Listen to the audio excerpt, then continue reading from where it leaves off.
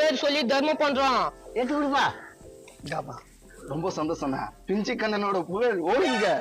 பரவாயில்ல, ரொம்ப சந்தோஷமா இருக்குது. எடுத்து கொடுங்கப்பா. என்னத்த கொடுப்பா? எவ்வளவு ஏழை எளிய மக்கள் இருக்கிறாங்க, அவங்களுக்கு கொடுப்பாரு. இந்தாப்பா 2 ரூபாய் வச்சுக்கா. போடா, அந்த 2 ரூபாய் தேவையில்ல. பாத்தியானா இப்படி திமுரு பூச்சவங்களும் இருக்கிறாங்க. சரி, நாங்க போய் ஹெல்ப் பண்றோம். ஹெல்ப் போதுங்க. பிஞ்சுக்காரா என்னடா பண்ற?